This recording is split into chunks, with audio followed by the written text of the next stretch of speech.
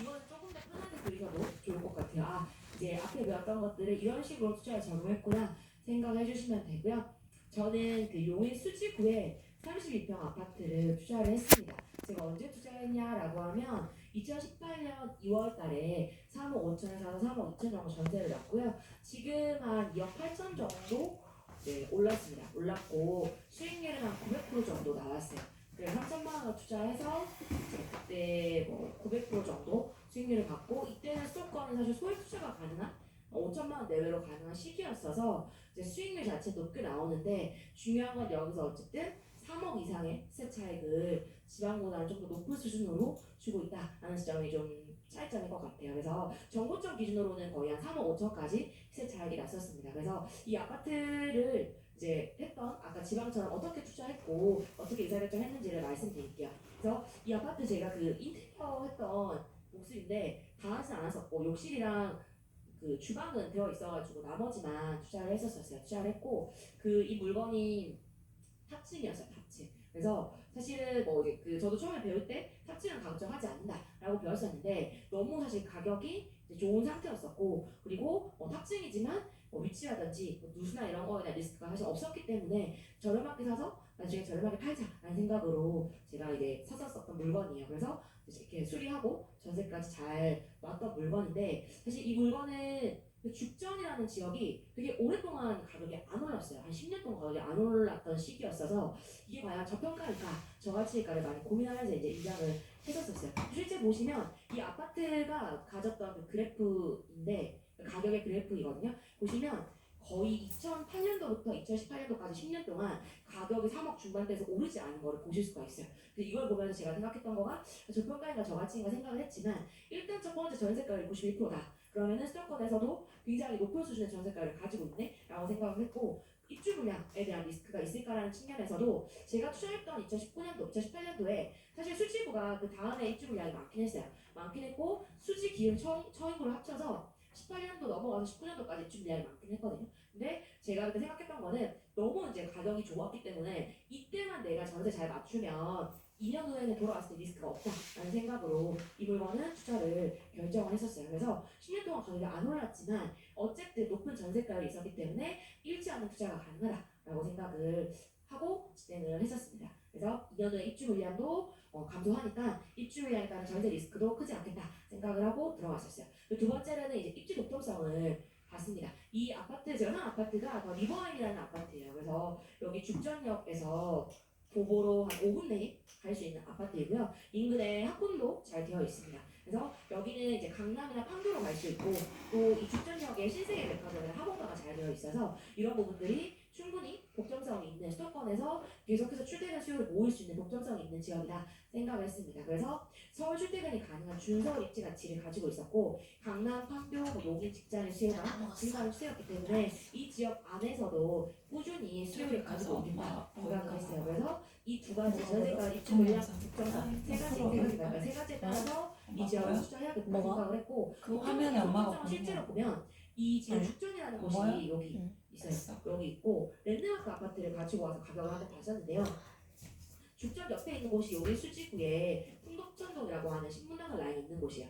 조금 더 올라가면은 분당이 나오고요. 구미동, 분당의 정대동이 나옵니다. 그래서 각각의 지역들에서 아파트의 가격을 제가 투자했던 2018년 2월 그때 이제 살펴보니까 좀 재밌는 점이 있었어요. 뭐였냐면 정자 파크뷰부터 해서 입지가 사실은 입지 순서는 파크뷰, 무지개마을, LG, 신정 7단지 상로, 현남마을 동성 2차 이 순서예요. 여기가 지금 죽전이에요. 그래서 보면 가격이 다 가격 오름폭이 1억 3천, 1억 4천 이렇게 올랐는데 죽전만 거의 많이 안 올랐다라는 생각이 좀 들었어요. 그러니까 일부 그러니까 죽전 랜드마크 아파트는 올랐지만 이거 제외한 나머지 아파트는 가격이 하나도 거의 오르지 않은 상태였거든요. 실제 보면은 가격이 많이 지금 다른 것들은 반등을 하고 올라가기 시작을 한 것 대비 죽전이 멈춰졌다는 생각이 많이 들었었습니다. 그래서 제가 근데 이때 이제 가격들을 보면서 알았던 거는 이 신문당선 라인을 타고 강남, 분당권, 용인 수지로 가격 상승에 영향을 주고 있다는 걸 알고 있었어요. 그래서 이거에 따라서 수도권 상승장에서는 모든 지역은 한 번에 오르지 않기 때문에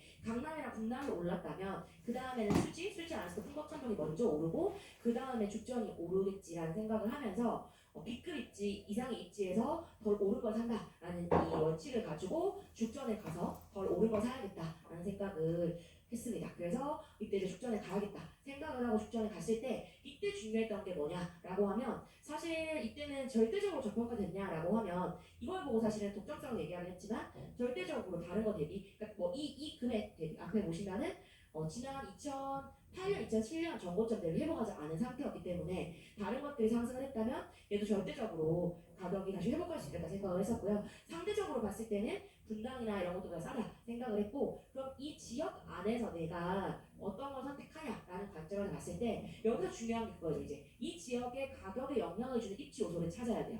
그게 여기서의 핵심이에요. 왜냐하면 가격이 다 비슷했어요. 더 리버하임, 죽전 파크빌, 뜨리에체, 현대일차 같이 이 죽전에는 30평대 아파트의 가격이 3억 중반이면서 투자금 3천만 원 정도로 거의 비슷한 투자금과 절대가를 가지고 있었기 때문에 매매가를 가지고 있었기 때문에 여기서 이제 좋은 선택을 해야 좋은 투자를 할 수 있는 거였어요. 그래서 죽전에 그러면은 가장 랜드마크 아파트가 어디냐라고 했을 때 아까 앞에 봤던 현안마을 동성 2차가 여기 위치하고 있거든요. 결국 랜드마크 아파트가 위치한 곳이 입지 중심이라고 생각을 했고요. 왜 여기가 입지 중심이냐라고 하면 결국은 교통과 마트, 학원가 이런 것들이 같이 접해 있기 때문에 여기가 랜드마크 아파트를 만들게 된 것이었어요. 그래서 제가 생각했던 건 죽전역에서 가까울수록 결국은 입지 가치가 좋은 거고 같은 지금 3억 5천대를 가지고 있다면 나는 죽전역에서 도보로 갈 수 있는 가까운 곳을 사야지 앞으로 가격이 올라가겠구나 라는 생각을 하면서 요세 아파트 여기까지 걸어갈 수 있거든요. 파크빌까지. 그래서 여기를 물건을 엄청 찾아다니기 시작을 했습니다. 그래서 죽전역 중심으로 입지 선호도가 높다라고 보시면 되고 결국 하락장이었기 때문에 거의 보합장이었기 때문에 이럴 때는 선호 입지, 평균 입지, 비선호 입지 아파트들의 가격의 차이가 거의 없어져요.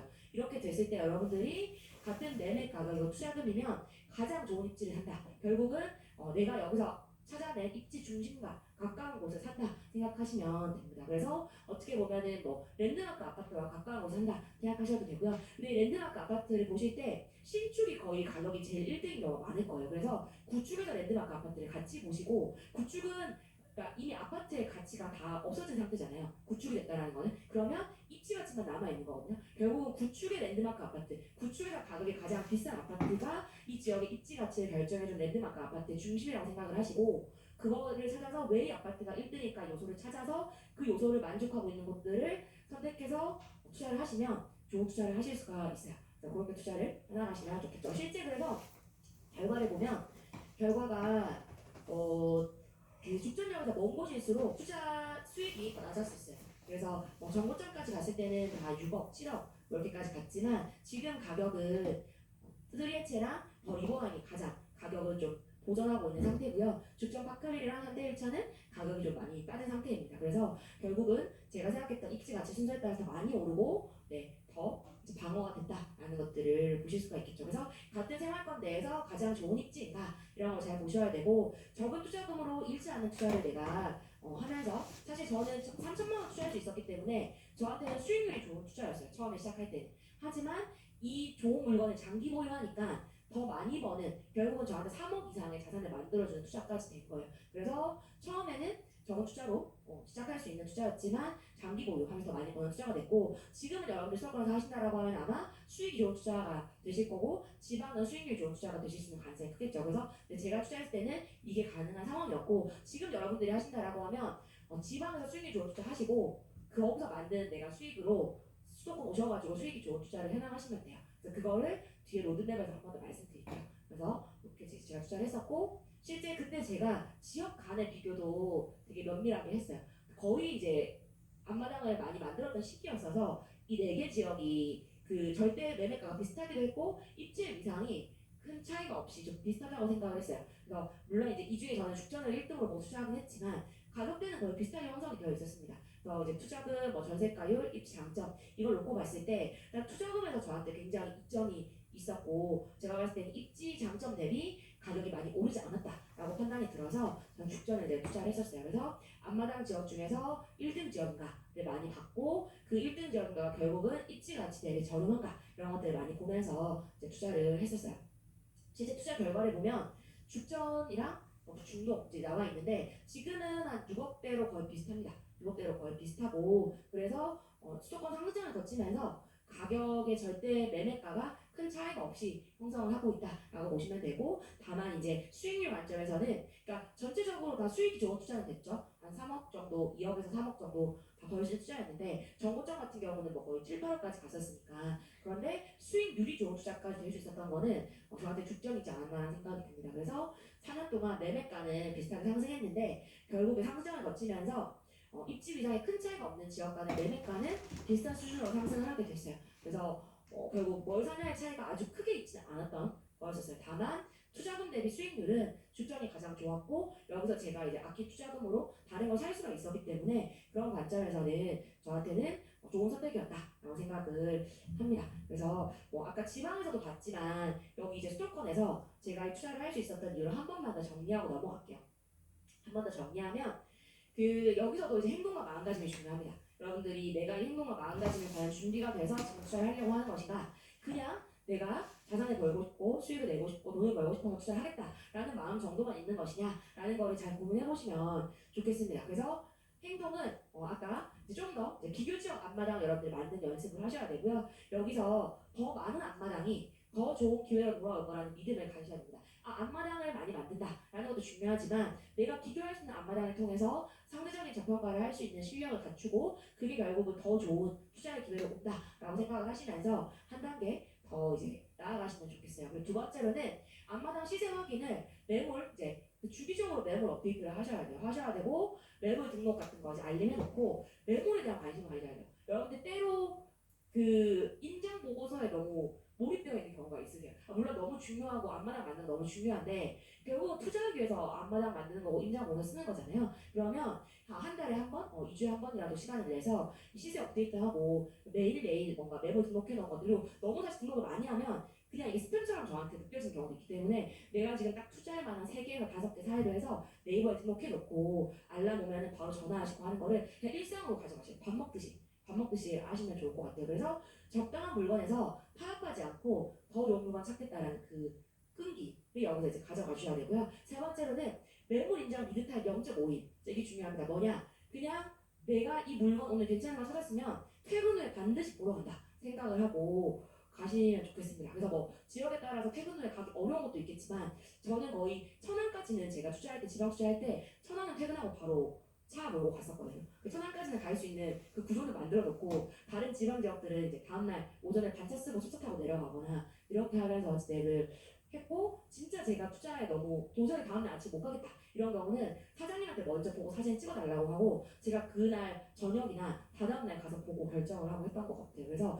먼저 빠르게 물건을 내가 보는 거 그게 되게 중요하고요. 그래서 실제 투자는 물건을 보러 가는 것에서 시작된다는 행동력 굉장히 중요하다 생각해 주시면 좋겠습니다. 그리고 이제 마지막으로는 똑같아요. 아까 빠른 의사결정. 그래서 잃지 않고 더 많이 벌 수 있는 투자에 대해서 여러분이 기준 가지고 확신 가지고 빠르게 의사결정 하시면서 딱 여러분들의 물건으로 만드시면 좋겠습니다. 그래서 이 네 가지 내가 지금 행동과 마음가짐이 어디에 멈춰 있는가 생각하시면서 체크를 해주시고 다음으로 넘어가는 연습을 해주시면 좋겠습니다. 그래서 정리하자면 수도권 투자를 위해서 해야 될 일은 똑같습니다. 지방처럼 한 달에 한 곳에 앞마당을 만들고 머릿속에 수도권의 지도를 그린다라고 생각하시면 돼요. 그래서 머릿속에 내가 수도권의 이 지역이 이 금액이고 어디가 더 입지가 좋고 이런 것들이 그냥 그림이 그려지듯이 이제 앞마당을 만든다고 생각을 하시고요. 수도권 임장의 우선순위는 평균 이상의 입지 외곽을 시작해서 핵심 지역으로 가시면 됩니다. 그래서 이게 아까 저희가 앞에 수도권 투자할 때 어느 지역을 지금 투자의 우선순위로 봐야 돼요 했을 때 여러분들이 지금 1년 내에 단기간 내에 내가 1.5억 정도 투자하겠다라고 했을 때 가능한 지역, 또 이제 2억 이상으로 내가 핵심 지역 가겠다라고 했을 때 볼 수 있는 지역들이 있었죠. 그래서 그 지역들을 조금 수도권의 1시간 출퇴근 가능한 입지의 접점에서 더 안으로 들어온 연습을 하시면 될 것 같고요. 그리고 수도권에 거주를 하시는데 수도권에 임장이 처음이다라고 하시면 1기 신도시를 가보시는 것도 좀 추천을 드립니다. 왜냐하면 이제 수도권 투자하시는 분들에 대해서 말씀드리는 거예요. 왜냐하면 1기 신도시가 택지잖아요. 그래서 되게 집약되어 있는 작은 지역에 교통, 학군, 환경이라는 것들의 입지가 되게 잘 정돈이 되어 있어요. 그래서 가시면 아파트 비교 평가하거나 이런 걸 하실 때 기준을 잡고 연습하시기가 되게 굉장히 좋습니다. 그래서 내가 지금 수도권에 처음 입장을 시작한다라고 했을 때는 분당, 평촌, 아니면 부천 이런 식으로 한 3개월 정도 가보시면 잘 보이실 거예요. 그리고 부천, 3번, 일산은 위상이 거의 비슷비슷하기 때문에 이제 1, 2 신도시만 5개월 동안 또 가는 건 어려울 수 있으니까 분당이랑 평촌은 꼭 가보시면 좋을 것 같고요. 나머지 그리고 이제 뭐 그 부천, 일산, 3번 중에 한 곳을 가서 금액대가 좀 비슷한 곳 중에 대표적으로 한 곳을 가시면 될 것 같아요. 그리고 수도권 인장이 처음인데 지방에 내가 거주하고 있다. 나는 지방에 거주하지만 내가 이제 한 2억 정도 투자금 가지고 있어서 수도권 투자하겠다라고 하시면 처음에 가실 때 업무지구를 가시는 게 좋아요. 왜냐면 뭐 강남이나 판교나 이런 곳들 가보시는 게 좋은 게 어쨌든 수도권의 앞마당의 중심은 이 주요 업무지구를 중심으로 형성이 되기 때문에 이곳들이 어느 정도 모습을 가지고 있고 어느 정도 규모를 가지고 있는지 보셔야 기준점을 잡고 시작을 하실 수가 있거든요. 그래서 한 2개월 정도 해서 업무지구 중에 한 2곳 정도 뭐 아니면 강남이나 서울 도심 이렇게 가보셔도 괜찮으니까 연습하시면 좋겠습니다. 그래서 수도권 투자를 위해서도 앞마당을 열심히 만들어야 된다 생각을 하시면 좋겠습니다. 그래서 여기까지 여러분들이 이제 수도권 투자를 위해서 해야 되는 것들을 좀 정리했어요. 그래서 지방은 좀 크게 이제 지역들을 많이 봤다면 수도권은 좀 더 여러분 좁혀서 어떻게 안에서 비교 평가하고 또 이제 이런 기준을 잡는지를 좀 보셨어요. 그래서 이제 지방과 수도권을 봤고 마지막 이제 세 번째로 중요한 거는 지방과 수도권 투자를 했을 때 내가 어떤 식으로 5년 동안 10억 정도를 만들어 갈 수 있는지를 여러분들이 이해를 하고 가셔야 돼요. 그래서 지금 내가 지방과 수도권을 시작하는 것도 좋지만 결국은 이 지방 수도권 투자의 로드맵은 1년에 한 채 투자해서 5년 동안 10억을 만들겠다라는 목표를 가져가는 거거든요. 그래서 그 지점에서 어떤 식으로 지방과 수도권 투자를 해가면 되는지를 좀 설명을 드릴게요. 그래서 우선은 제가 투자했던 로드맵을 좀 말씀드리면 이제 제가 구체적인 가격은 뭐 10포기까지만 가져왔어요. 지금 이제 20개 정도 이상 투자하긴 했지만 여러분들한테 투자했던 시기적인 분류만 보여드리려고 10개 정도 가지고 왔는데 여기 보시면 22년도가 거의 정고점이었고요. 23년도가 지금 현재 가격 순이라고 보시면 돼요. 그래서 현재 제가 가진 물건들도 가격이 이제 많이 빠진 곳들이 있죠. 그래서 이제 중요한 거는 그 시기에 제가 매수했을 때 어떤 투자를 했는지가 좀 중요합니다. 첫 번째 3호기까지 했을 때는 수도권 소액 투자가 가능한 시기였어요. 그래서 그리고 제가 이때는 아직 앞마당이 많이 없었기 때문에 그냥 잃지 않은 투자.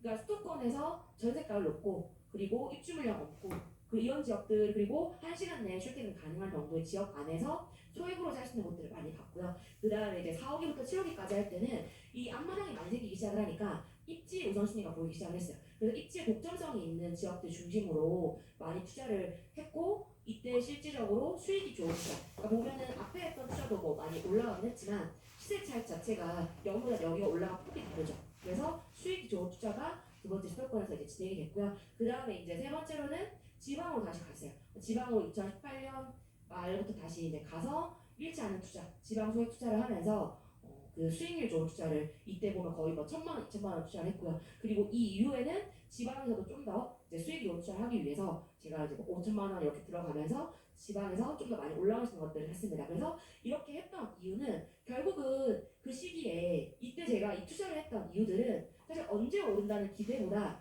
지금 싸니까 투자금이 적게 드니까 사두면 반드시 오른다라는 마음가짐이었었어요. 그래서 하나씩 투자한 물건들이 10채, 이제 20채가 되면서 돈을 번다. 단순히 투자해도 돈을 번다는 걸 넘어서 어느 순간 자산을 만들어주고 있더라고요. 그래서 그때까지 그 10포기, 20포기까지 하면서 제일 중요했던 게 뭐냐라고 하면 1년에 한 채, 또 투자금이 됐을 때 1년에 두 채, 또 1년에 세 채 이렇게 늘려가면서 한 채씩 꾸준히 그냥 쌓아가는 거. 지금 가격이 싸다. 그래서 지금 저평가되어 있다라고 하는 것들을 사두니까 이게 반드시 자산으로 돌아왔다라는 거예요. 그래서 여기서 중요한 거는 여러분들이 사는 게 지금 시장에 살 수 있는 모든 물건 대비 1등이 아닐 수도 있고요. 완벽하지 않을 수도 있어요. 다만 오늘 배웠던 기준에 맞는 물건들을 1년에 한 채씩 내가 사서 모으겠다. 잘 사두겠다. 그리고 언제 오를지 모르지만 사면서 시간이 가는 것들을 함께 겪어가겠다라고 하면 이게 반드시 자산으로 돌아올 수가 있다는 거예요. 그래서 기회를 알고 행동하고 성취하는 게 지금 너무나 중요한 시점입니다. 제가 처음 투자했을 때는 16년도부터 21년도까지는 사실 상승장이었어요. 제가 상승장을 시작을 했었는데 그래서 벌 오른 입지 내에서 빠르게 의사결정을 했었어야 됐어요. 뭔가 지금 빨리 결정하지 않으면 이 가격은 더 없는 상황들이 되게 많았죠. 하지만 여러분들이 지금 투자하는 하락장, 고합장, 아직 정고점까지 회복하지 않은 이 시장은 조금 더 여러분들이 입지랑 가격 비교를 통해서 충분히 투자 연습할 수 있는 시간을 가질 수가 있기 때문에 그만큼 저보다 좋은 의사결정을 할 수가 있다는 거예요. 그러면 제가 했던 시기에는 투자할 수 있는 물건이 그러니까 어제랑 오늘이 달랐던 시기였거든요. 상승장이었기 때문에. 그러면은 물건이 제한이 있기 때문에 수익률과 수익에 제한이 있을 수밖에 없었어요. 다만 이제 소액으로 샀기 때문에 수익률은 좋았지만 제가 봤을 때 그때 가장 좋은 걸 샀냐라고 하면 아쉬운 투자가 저는 많습니다. 하지만 그 여러분들이 살 수 있는 지금 시기는 이때보다 절대가는 오르긴 했어요. 하지만 어쨌든 최고의 성적보다는 지금 더 떨어진 그 성적으로 확실히 가격이 싸다라고 볼 수 있고 지금 아직 가격의 회복이 더딘 곳들이 많기 때문에 더 많이 검토하시고 더 많이 앞마당 만드시고 더 나은 의사결정으로 투자 수익을 확보할 수 있다라고 생각을 합니다. 그래서 좋은 물건을 싸게 살 수 있는 투자하기 좋은 시기가 왔고요. 그리고 투자 원칙을 알고 좋은 물건 고를 수 있으면 반드시 5년 내에 10억 이상의 자산을 만들 수 있다라고 생각을 합니다. 그래서 만약에 여러분들이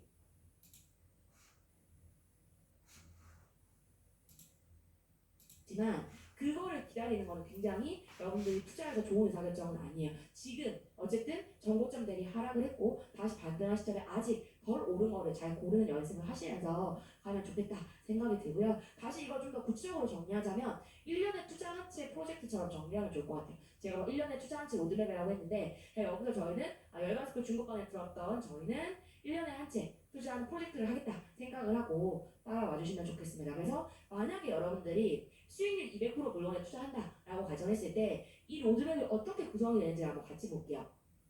내가 지금 2억을 가지고 있고 매년 5천만 원 정도를 모을 수 있다라고 하면 지금 그 투자금을 가지고 수도권에 제가 들어가면 좋겠죠. 이런 정도 투자금이면 그러면 내가 2억 그다음에 매년 5천만 원을 모으고 실제 23년도에 산 물건이 매도 차익이 4억 정도가 된다라고 가정했을 때 순 자산이 이렇게 들어갈 수가 있어요. 그러니까 매년 꾸준히 5천만 원씩 더해지다가 내가 2억으로 산 거가 어느 시점에 이렇게 차익으로 돌아올 수가 있겠죠. 그래서 제가 200%를 가정했기 때문에 2억을 넣고 4억을 벌 수 있는 투자가 됐기 때문에 7.5억까지 갈 수 있는 거예요. 그래서 이거는 제가 하나 예시로 이제 가지고 온 거예요. 그럼 만약에 여러분들이 지방을 좀 더 집중적으로 투자한다라고 하면 지금 내가 한 5천만 원 가지고 있고 1년에 3천만 원 정도 모을 수 있다라고 했을 때 이렇게 될 수 있을 거예요. 이렇게 되면 이때는 지방에서 내가 1년에 한 5천만 원, 3천만 원을 투자한다라고 했을 때 상대적으로 지방은 제가 2, 3년 내에 매도할 수 있는 기회가 빠르게 온다라고 했잖아요. 그러면 이거를 2년 후에 내가 빠르게 1억, 그 다음에 6천 이렇게 가져간다라고 하면은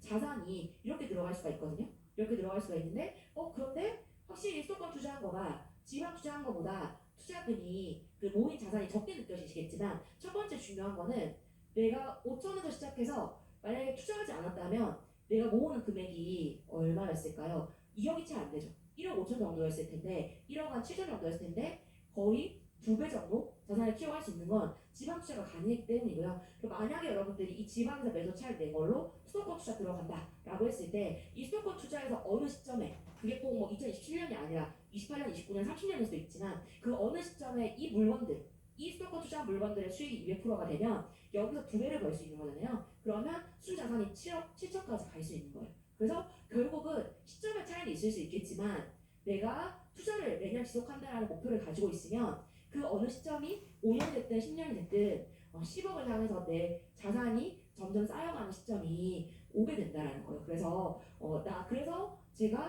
저는 중요하게 생각하는 게 지금 내가 가지고 있는 종잣돈으로 투자를 하는 게 중요한 거지 지금 내가 반드시 수도권을 사야 된다라는 게 투자의 의사결정의 우선순위는 아니라는 거예요. 오히려 중요한 건 지금 투자를 한다. 그래서 1년에 한 채씩 내가 모아서 이 자산이 불어나는 구조를 만드는 게 더 중요하다라고 생각하시면 좋겠습니다. 그래서 정리하자면 결국 저평가된 부동산 투자하면 방법은 다르더라도 같은 기간 내 수익은 비슷하거나 또는 수익은 비슷하지만 기간만 다를 수 있다는 거예요. 그래서 중요한 건 어떤 투자가 더 많이 버는 투자인지는 확신할 수 없어요. 그거는 그 시기가 되어봐야지 알 수 있어요. 다만 지금 저평가된 걸 사두면 그리고 지금 저평가된 걸 살 수 있는 시기이기 때문에 그게 반드시 여러분들한테 자산으로 돌아오는 시기가 있을 거라는 겁니다. 그래서 조금 더 들어가서 정리해 보면 실제 2017년도에서 20년도에 투자를 했던 예시를 가지고 와볼게요. 지난 5년 동안 1년에 한 채 투자 프로젝트를 진행했던 사람들이 어떻게 자산을 만들어 왔는지 제가 예시로 보여드릴게요. A 투자자는 수도권 투자를 2018년도까지 하다가 저랑 비슷한 케이스겠네요. 하다가 2019년, 20년도에 지방을 하고 이제 중도시까지 간 분인데요. 이거 이제 예시를 제가 가져온 거예요. 가져온 거고 실제 정고점 대비 시세 차익이 한 11.6억 정도 나왔어요. 그러니까 이 투자를 했다면 이때 거의 뭐 보면은 3천, 5천으로 투자를 할 수 있는 것들의 물건을 가져왔는데 정고점까지 올랐을 때 시세 차익이 이분들이 샀을 때 금액 대비했을 때 빨간색에 나와 있는 시세 차익의 규모이고 이게 결국은 10억 넘는 수준을 만들어줬고요. 지금 사실 가격이 현재 빠졌죠. 현재 빠진 시점에서는 한 8억 8천 정도 자산을 만들어주고 있어요. 그러니까 가격이 빠졌다라고 해도 투자를 어쨌든 해서 자산을 만들어가는 것들이 더 유의미했다라는 거예요. 그리고 비투자자는 조금 더 빠르게 지방으로 넘어갔다라고 생각을 해볼게요. 그러면 이 비투자자도 비슷하게 오늘 동안 투자를 했을 때 거의 비슷하죠. 그러니까 지방에서 투자를 잘하니까 수도권에 투자한 것만큼 좋은 물건들을 살 수 있는 기회들이 있었고 그게 또 광역시를 중심으로 있었다는 거예요. 그래서 지방이든 수도권이든 내가 그 시기에 결국은 좋은 물건, 저평가된 물건 사면 여기 자산가로 돌아온다는 거예요. 다만 이제 이 물건들은 좀 가격이 많이 빠졌어요. 지방이 가격이 하락폭이 좀 더 컸기 때문에 그래서 가격이 현재 이 현재 에세 차익은 좀 더 많이 빠진 상태입니다. 다만 이것도 이제 뭐 적정한 시점에 매도해줄 수도 있고요. 매도하지 않았다면 또 보유한다면 어느 시점에 이제 다시 회복이 될 수도 있겠죠. 그래서 중요한 거는 물론 이걸 이제 가져가면서 여러분들이 역전세라든지 이런 유명 리스크는 없도록 잘 보완하는 것들을 추가적으로 필요하겠지만 전체 그냥 그 1년에 한 채 투자했을 때의 구조가 이런 식으로 자산을 만들어 갈 수 있겠구나라는 걸 인지하고 행동을 해주시는 게 중요하다 생각을 하면 됩니다. 그래서 실제 만약에 그럼 이거를 앞으로 5년 동안 내가 한다라고 했을 때 지금 제가 이렇게 가져온 거는 그 현재 가격을 중심으로 가져온 거예요. 그러니까 27년도가 되면은 이 아파트의 가격이 이게 아닐 수도 있겠지만 그냥 현재 제가 볼 수 있는 가격들을 중심으로 예시로 가져온 거예요. 그래서 현재 이 아파트들의 현재 가격이 4억 2천 현재 가격이 지금 요 앞에 있는 거고요. 뒤에 화살표가 뭐냐면은 정고점 가격이에요. 이미 정고점에 찍었던 가격이라고 보시면 됩니다. 그래서 만약에 정고점 대비 아직 가격이 회복되지 않았을 때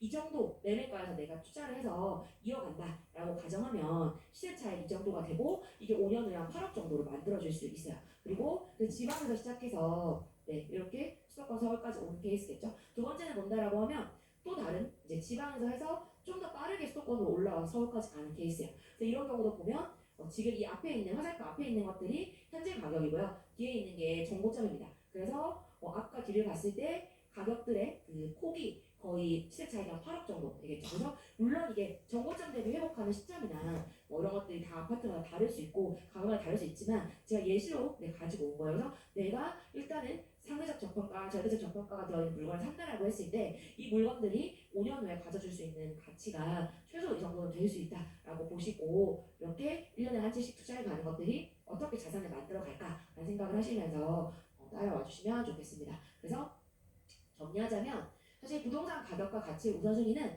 계속 바뀔 수 있어요.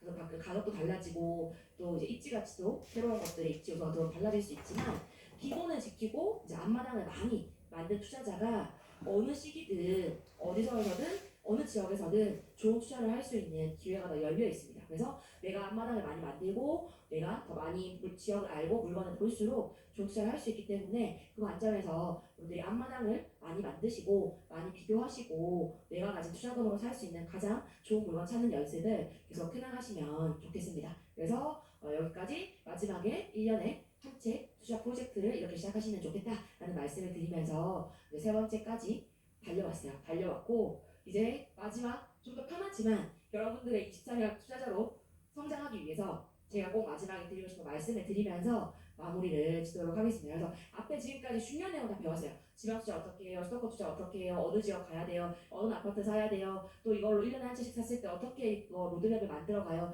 이런 것들을 이제 배웠고 그러면은 지금 24년도에 투자자로 1년에 한 채 투자하기 위해서는 살아남아야 돼요. 일단 투자자로 살아남아야 됩니다. 그리고 살아남기 위해서 여러분들이 해야 하는 네 가지가 있어요. 많이 들어보셨죠?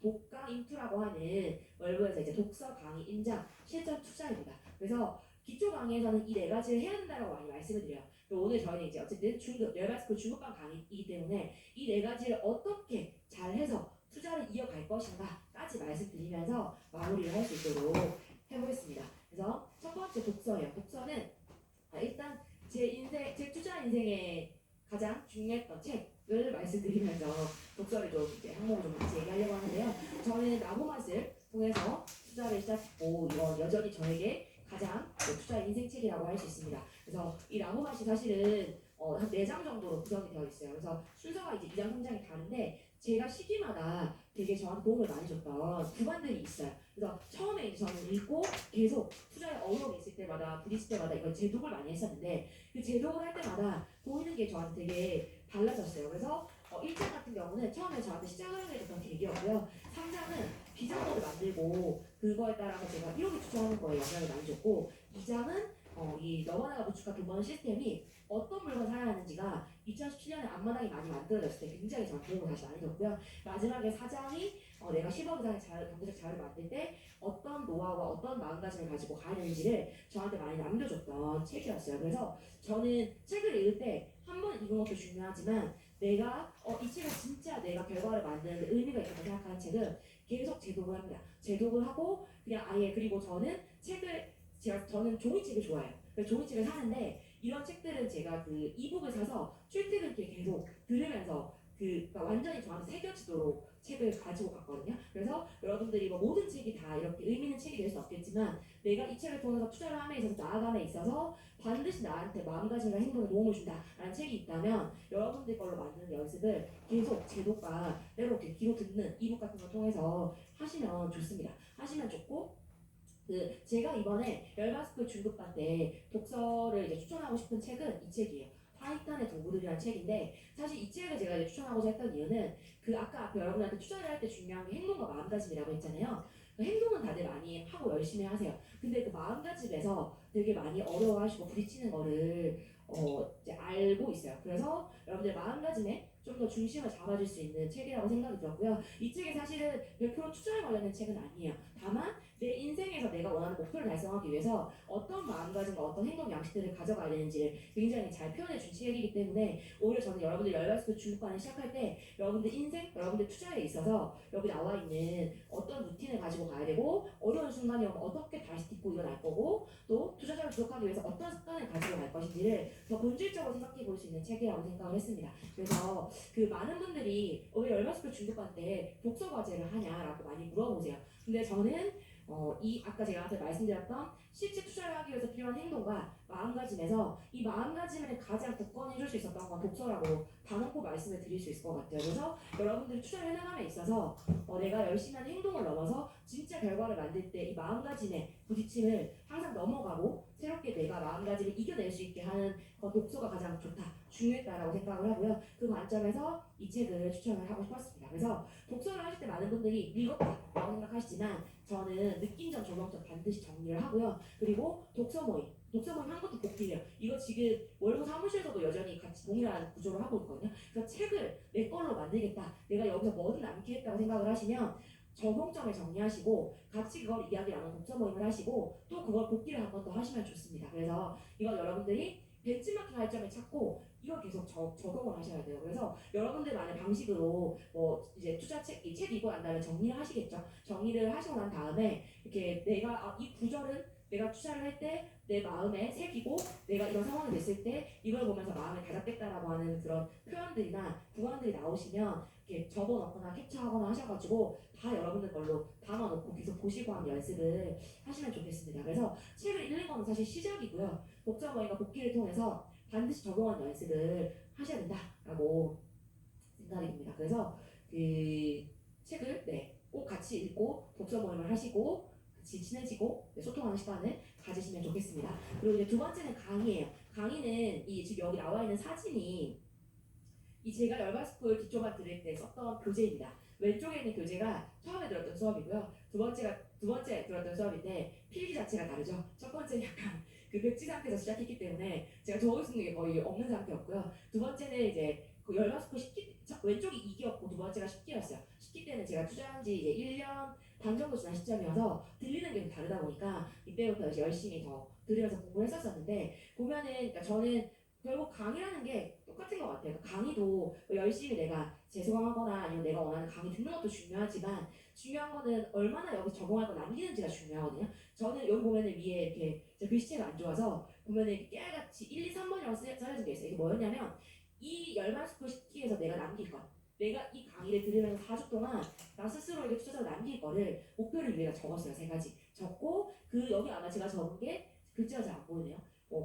조언들을 챙기면 저희 반장이었는데 전체적으로 저희 기술을 챙긴다 이런 것도 있었던 것 같고 이걸 통해서 투자의 기준을 정리하고 더 좋은 투자를 할 수 있는 그런 것들을 더 배워갔다 이런 것들을 좀 적지 않았나 생각이 듭니다. 그래서 이런 거 적고 이제 제가 카페에다 그때 과제도 하고 후기도 하고 했었어요. 그래서 중요한 거는 강의 수강도 여러분들이 결국은 이 스터디하고 복귀하고 같이 정리하는 게 굉장히 중요하다. 그래서 월급에서 강의 과제하세요, 강의 후기 쓰세요라고 하는 거가 여러분들한테 더 뭔가 이 어려움을 드리겠다는 게 아니고 이걸 통해서 사실 강의를 들은 거는 내가 그냥 듣고 배운 거거든요. 근데 이거 나한테 남기려면은 학습이 돼야 돼요. 그러니까 오늘 지금 학을 한 거고요. 습을 하려면 여러분들이 같이 소통하고 정리하고 하는 시간들이 있으셔야 돼요. 그래서 이것도 똑같이 독서랑 똑같이 배치마킹하고 그 다음에 강의 정리하고 같이 스터디하고 조원들이랑 소통하고 하는 시간을 하셔야 되고 궁금하거나 어려운 거는 부끄러운 게 아니라 물어보시고 서로 알려주시고 하시면서 많이 나눠주시면 좋겠습니다. 그래서 강의가 두 번째로 좀 중요할 것 같아요. 그리고 세 번째로는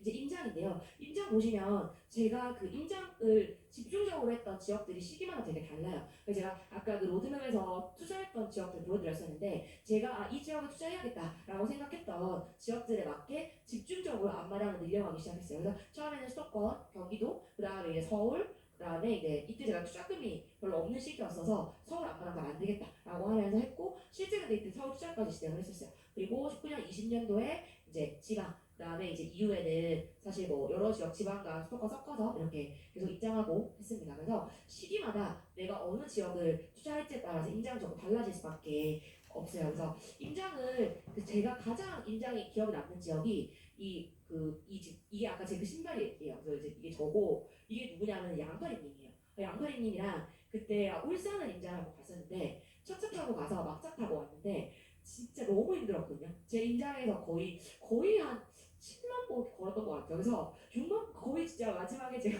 거의 집에 오는 녹초가 돼가지고 왜냐하면 그때 울산 남구에서 시작해서 중구랑 북구까지도 다 거의 보고 갈 정도로 그래서 왜 그렇게 할 수 있냐면 밥을 일단 거의 안 먹었고 그래서 제가 파리님한테 너무 힘들어서 파리님 너무 힘들어요. 제발 커피 한 잔만 마시고 가자라고 했는데 파리님이 생각보다 좀 독한 분입니다. 그래서 파리님이 미셸이 조금만 더 가면 끝나고 이 치맥 먹으려 하면서 저를 끝까지 끌고 갔었거든요. 근데 그러면서 거의 한 6만 보 정도, 6만 보, 7만 보 정도 걸으면서 이제 거의 울산 지역을 그냥 그때 이제 크게 보는 지역이었어요. 한번 초반에 가서 이 지역 크게 보는 시기였는데 그 한 번 내려갔을 때 진짜 열심히 보겠다는 생각으로 끝까지 갔었고 파리님도 이 인장이 가장 기억에 남는다라고 얘기를 하더라고요. 그래서 이 그 뭔가 임장에 대해서 정말 강렬했지만 이 임장이 사실 제가 2020년 초반이었거든요. 갔을 때가. 그러니까 투자를 하고 좀 그러니까 좀 한 3년 정도 됐을 때 갔었는데 이때 그러니까 임장을 이제는 예전보다 조금 더디게 하거나 조금은 임장을 천천히 해야 되지 않을까라는 거를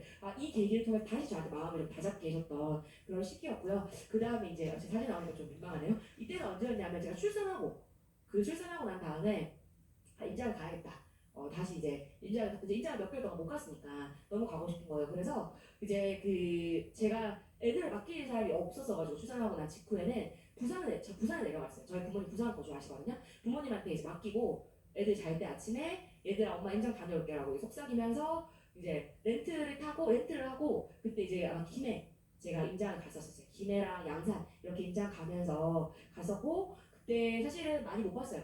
예전 같으면은 그냥 한 하루 종일 이제 보면서 임장했을 텐데 6시간 정도 하고 다시 돌아가야 되는 상황이어서 빠르게 이제 보고 갔지만 그래도 이렇게 보고 왔던 것들이 되게 기억에 남고 이후에 투자할 때 기준을 많이 만들어주더라고요. 그래서 중요한 거는 그러니까 임장을 지속하고 투자자로서 현장에 있다는 게 굉장히 중요한 것 같아요. 근데 임장을 위한 상황이 때로 육아나 회사나 체력적으로 완벽하지 않을 수 있지만 결국은 그냥 지속한다는 게 되게 중요하다고 생각이 듭니다. 그래서 여러분들이 투자자로서 이 임장 지속하고 내가 완벽하지 않더라도 그냥 오늘 가서 1시간, 2시간 보더라도 그냥 그게 나의 일상인 것처럼 밥 먹는 것처럼 하는 그 과정 자체가 여러분들한테 반드시 좋은 결과를 만들어 줄 거라 생각을 합니다. 그리고 마지막 실전 투자는 이제 제가 실전 투자한 거 보시면 그 16년도에는 제가 투자하다가 17년도에 투자를 많이 못했어요. 이때 종잣돈을 제가 많이 이제 뭐 없는 시기였고 7년도 사실 아직 쌓아야 된다고 생각을 해서 진짜 앞마당을 많이 만들었어요. 진짜 임장을 많이 했고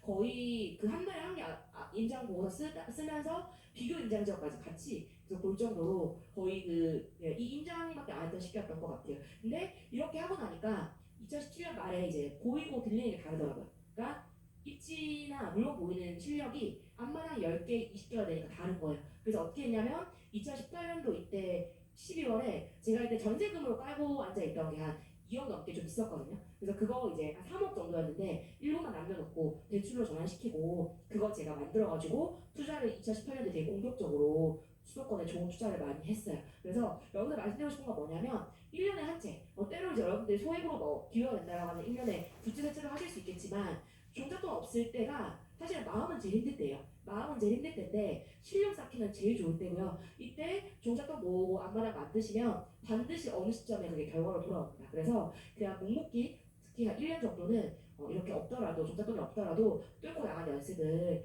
하시면 좋겠습니다. 그래서 실전 투자를 이제 제 사례만 간단히 가져온 건데 이 제가 1억이 했던 거예요. 1억이 했던 거고 부천이에요. 부천에서 1억이 했던 건데 그때 1억이 하고 잠을 못 잤어요. 왜냐하면 그 불안한 거예요. 이런 투자를 처음 해보니까. 그래서 이 전세를 못 맞출까도 있었지만 이 집에 불이 나면 어떡하지? 막 이런 걱정들이 들 정도로 막 걱정이 되기 시작하더라고요. 근데 전세를 맞추고 나니까 자신감이 생기기 시작했어요. 아 이거 나도 할 수 있겠는데? 이거 그냥 별거 아니네? 라는 생각이 조금 들기 시작을 했고요. 그 다음에 이제 이 집은 제가 인테리어 했던 5기였어요. 그래서 인테리어 이렇게 풀로 했던 건 처음이었거든요. 전체 했던 건 처음이었는데 그냥 이 기본 옵션이에요. 그때 이제 월부 인테리어라고 해서 월부에서 정형화된 그 인테리어의 그 양식들이 있었어요. 그거 그냥 그대로 이제 한 건데도 사실은 그냥 지금 전세가 되게 잘 나가거든요. 인테리어 해놓으니까. 그래서 그냥 이것도 할 수 있겠구나 생각이 들었고 이때부터 본격적으로 내가 바로 가치 있는 물건을 싼 가격에 산다는 게 어떤 건지를 알면서 공격적으로 투자를 해나갔던 것 같아요. 지금 생각해보면 하나씩 투자하면서 쌓아온 이 경험과 매일의 시행착오가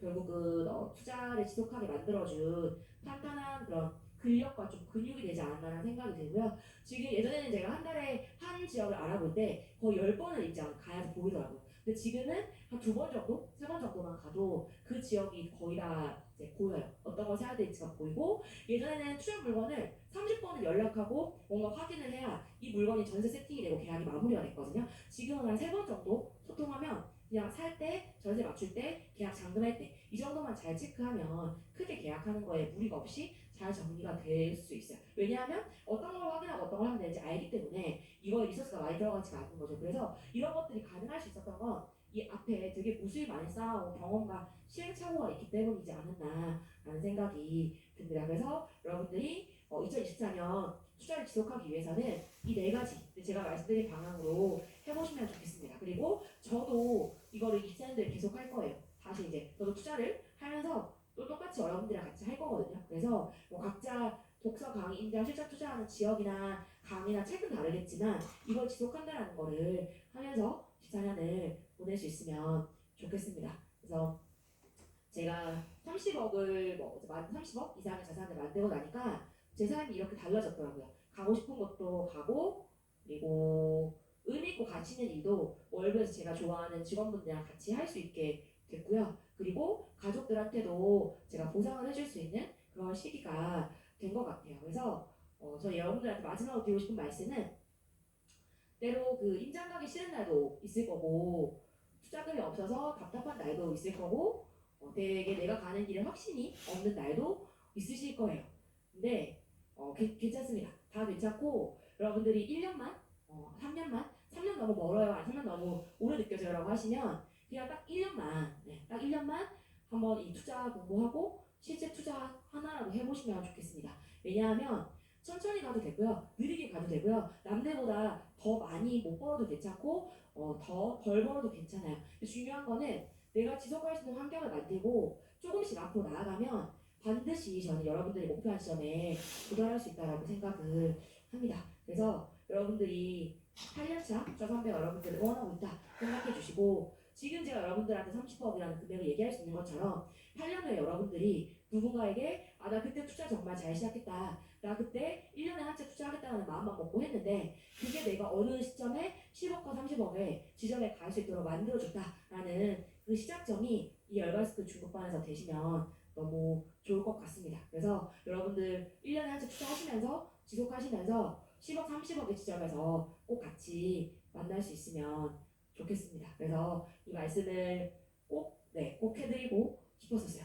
꼭 해드리고 싶었고 이걸 하실 수 있도록 여러분들한테 도움을 드리기 위해서 이제 과제를 말씀드리면서 마무리를 짓겠습니다. 그래서 과제를 여러분들이 물론 열심히 하시겠지만 이 환경을 만들어 드리기 위해서 첫 번째 강의 후기를 아까 제가 강의 듣고 느낀 점과 적용점이 좀 잘 작성해 주시면 좋겠습니다. 그리고 강의 과제는 독서, 그 파이썬의 도구들 읽고 월드컵에 내 강의실에 가면은 독서 후기 업로드 하시는 게 있어요. 거기에 업로드 해주시고요. 이걸로 조원들이랑 독서 모임을 해주시면 됩니다. 그래서 독서 모임 참여는 필수이고요. 대신에 이제 뭐 오프라인 1회 후기 작성은 선택적으로 각 조장님들이 선택해서 같이 조율해서 해주시면 됩니다. 그래서 아마 2주차에는 원식이라는 책을 읽고 그 선배들이랑 같이 독서 모임하는 시간이 있어요. 여러분들보다 앞에 투자를 먼저 하신 선배분들이랑 독서 모임하는 시간들도 많이 배우겠지만 첫 번째 주차는 제가 일단 마음가짐을 가질 수 있는 체험 환경을 했기 때문에 조원분들이랑 독서 모임 하시면서 친해지고 아이스 브레이킹 하는 시간으로 가져가고 서로의 마음가짐을 잘 정리할 수 있는 시간으로 가져가면 좋겠습니다. 그래서 과제는 제가 여기까지 이제 말씀드릴 수 있을 것 같고요. 월부에서 아마 여기 이제 오프라인으로 계신 분들은 다 종모임 지금 하실 거고 온라인은 종모임 하시는 분도 있고 아니신 분도 있을 건데요. 그 종모임을 하시는 거에 대해서 처음에는 여러분들이 막상 종모임을 하겠다라고 마음 먹고 오셨지만 이거 내가 꼭 해야 되는가? 이거 나는 정말 필요한가 생각을 많이 하세요. 근데 종모임을 해야 좋은 동료를 만들 수 있고요. 지속 가능할 때 나를 잡아주는 건 결국은 동료입니다. 그래서 저도 종모임 하면서 제가 만난 동료들이 뭐 너나이님, 뭐 양파리님, 주인님 같은 동료들이었어요. 근데 그 동료들이 있었기 때문에 지금까지 왔다라고 생각을 하거든요. 그래서 물론 강의 듣고 강의에 강사님한테 배우는 것도 중요하지만 조원분들이랑 같이 이야기 나누시고 친해지시고 같이 소통하시면서 도움 줄 수 있는 그런 조모임이 되시면 너무 좋겠습니다. 그래서 열마스터 중급반에서 내가 포기하고 싶을 때 나를 일으켜줄 수 있는 동료를 만들겠다라는 목표도 가져가면서 한번 해보시면 좋겠습니다. 그리고 실제 조언들이랑 후회 없이 4주간 알차게 성장하는 방법은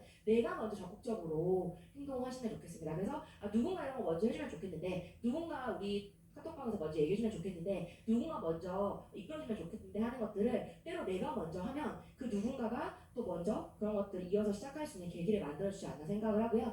동료분들한테 나는 지금 투자를 이제 시작했는데 내가 나눠줄 수 있는 게 있을까 생각하지 마시고 아침에 인사도 괜찮고 좋은 책의 구절을 서로 이렇게 캡처해서 보내주시는 것도 괜찮으니까 내가 할 수 있는 선 안에서 나누어 주는 것들을 관심을 표현해주시면 좋을 것 같아요. 그리고 조원들과 함께 독서 모임 하면서 친해지고 이야기 나누고 소통하고 서로의 생각을 정리하는 시간을 가져가시면 좋겠습니다. 그래서 저희가 이제 조모임을 통해서 동료를 만들고 서로 소통하고 계기가 되겠지만 또 동시에 좋은 조모임이 되기 위해서 이번에는 규칙을 좀 정했습니다. 그래서 내가 싫어하는 거는 다른 사람도 싫어할 수밖에 없잖아요. 그래서 여러분들이 같이 조모임을 하고 같이 열심히 하러 왔지만 때로 이제 조모임에 나오지 않는 분들로 인해서 조가 많이 어려워졌다는 이야기를 많이 들었어요. 그래서 물론 조모임을 온 것도 여러분들 선택일 수 있지만 그 조모임을 잘 만들어가고 동료들을 만들어가는 것도 저희와 조장님들의 또 중요한 미션이나 책임이라고 생각을 하기 때문에 조모임을 불참시에 조모임 참여를 하기 조금 이제 불가로 이번에 원칙을 한번 좀 정하고